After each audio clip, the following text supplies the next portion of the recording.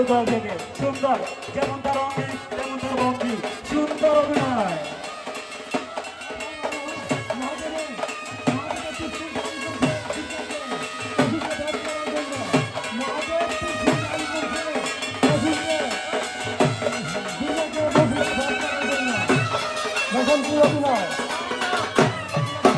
এবং আমি সেই সাথে ঘোষণা করছি প্রত্যুষ বাবুকে মঞ্চে উপস্থিত থাকার জন্য এবং তার মাকে নৃত্য দেখার জন্য সবাই প্রস্তুত থাকবেন।